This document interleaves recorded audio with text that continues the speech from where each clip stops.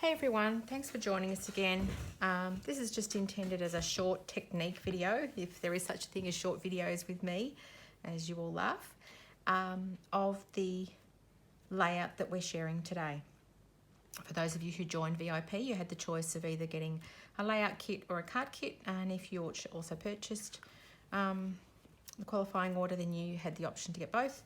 And so this is the layout that I put together using the pieces that we provided. Some of you the whole option of this is that it was black and white, so you can add whatever colour you like to go with the photos that you like. But what I mainly wanted to share with you is not so much the composition of this in terms of how it all fits together, but really is some of the techniques and things that I have used. So the first one is the splattering on the back of the layout. So I just felt like I wanted to bring a little bit of colour through. The patterns aren't particularly strong. They're quite subtle and they're bound by the black. But I just wanted, and the colours and the photos are very light, so I just thought a little bit of soft texture behind would really be nice. And there's lots of ways that you can do this, and I'm sure that you may have seen these and may not. So I'm just going to pull that aside so I don't mess this up. This was the one that I started with, and the only difference between this and this is it's a little bit lighter. I did this one and then decided it was a little bit too much for what I wanted to do, so I did it again with fewer splatters. When I was doing it, we now have this amazing range of shimmer brushes, and shimmer brushes are a great way to add colour and with just a little bit of sparkle on your page. It's going to stand up so I can see. I need to bring that higher. So we have a huge range of shimmer pens now, all at $10 each to match our cardstock. And at the time I was using the new Flamingo, and I didn't yet have the Flamingo shimmer pen.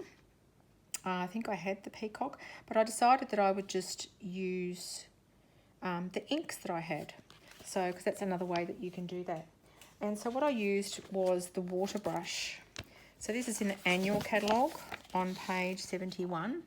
So we have a small round and a medium round. If you've been around a bit longer, then you may also have the flat water brush. So this is what the water brushes look like here. And they basically just you have the ability to put water in the barrel. So what I love about these is I can have water loaded in this all the time and have it in my kit. I don't even need to go to the sink unless I need to refill it. So I'm going to move this away because for sure I'm going to spill something on it.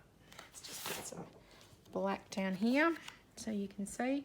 And this is I can't remember if it's a smaller or I think it might be the medium round. Okay, so my brush is a little bit purple, but if I was to put this on the page, you will see that it's actually clean. Okay, it's just a little bit like our stamps. It's taken on some of the colour from when I was using the Peacock, and I might have been using some purple another time. So that is that. How I would do that, or how I did it at that particular time. So I'm going to use the grape here, and what you do is if you grab your ink pad and squeeze it together. So what that'll do is squeeze the pad and put a little bit of ink on the lid. So you can do this with both the magnetic ones and the old flip lid ones. And so now I've got some ink, there we go, in that lid. So what you can do with that is just put a little bit of, squeeze your brush a little, and you might not need a lot. And once you've got ink on that, then you're just going to tap. And you should be able to see. Now I usually have some splatter paper around, so I'm not going to splatter too much near the edge. So this will work the same with your shimmer pen. If I go from the side, hopefully I'll avoid getting it everywhere. I think if you splatter up higher or lower, and you can always, if you want bigger splotches, I think you tap like this, and then you're just going to need to let it dry a bit more. So that's the technique for using it with your ink. Because I've added some water in there, I would probably then just get a bit of paper towel. Obviously I probably wouldn't waste so much there, not that it's wasting a lot, but and just clean that out, and then pop the lid back on and you're ready to go. So that's a fairly easy technique. If you want to add a little bit of subtle colour, The other thing I would probably do is just clean off my brush. So squeezing some water out, and you can see there that the brush is cleaning up. You don't really need to run it under water because look, there, it's already clean. So that's a great portable way of having watercolour for your page. Okay, what else is on this page? Let's have a look. I've used a little bit of distressing. So if I stand up again, you'll see these squares, so these little 2-inch squares. And I have bound, because it's white on white, I've put just a very fine mat of black behind, but the coloured squares I have distressed. So the way and I don't do this often, mostly because I'm not that I'm not fond of it, I am probably just a bit lazy, to be honest. It doesn't take long. Now let's see, it's probably going to look better if black behind. You can see this better. Maybe I'll stand up. Okay, so I hope that'll focus. And you can use the inside of your scissors. Number one, that can be a little bit dangerous because they're incredibly sharp, but also I don't want to blunt my blades.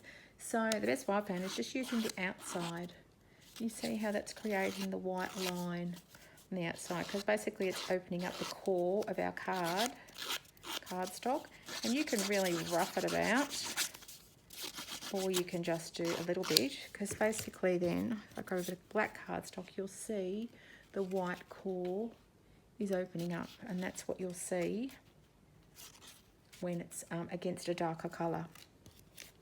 So that's all I've done to those. I've also chosen for the pink ones to bring out the pink, to just do a little pen line around that. It is hand drawn, it's not done with a ruler, it's meant to look freehand, so you will see that it's not perfect.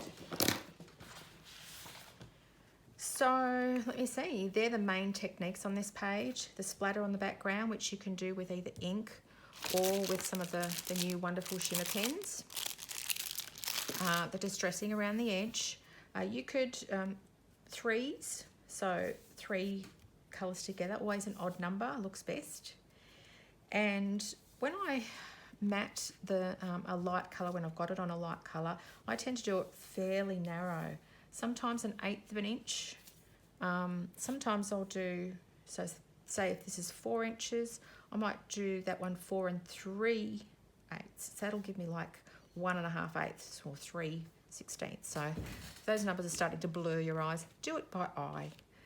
So here I've created the black and white crisscross. It looks a bit like a zip strip, but I have just cut it 1/2 inch and then done that wider. And then you'll notice here I've done the journal mat a little bit wider, just to because this is more just of a boundary to separate the white, whereas this one I wanted it to pop off the page. The 2 little stamps here that I mentioned in the other video have come from the Can't Get Enough stamp set, which is well worth its weight in gold and its money. There's the This Is You, so I took the U from over there for this one over here. And then on the other side, love this. So there's so many little pieces on here that you'll be able to use again and again and again on this 2-sided stamp set. Okay, and then I have Cricut cut that. Ways you could create that yourself if you don't have a Cricut or didn't get one of the kits. You could create that with our new sans serif die cuts. You may have some stickers. I just felt like it needed another, you know, I've sort of got the triad happening here, triangle. I know there's a number of spots here, but I just felt like it needed a little something, and I'll be writing my journaling in there. So I hope you've liked that close-up of this layout, and I look forward to seeing you either create this from scratch yourself, or if you, as a VIP, got one of these kits, pop it together with either the colours you're provided or the colours that suit your photos. So enjoy that and look forward to seeing what you create.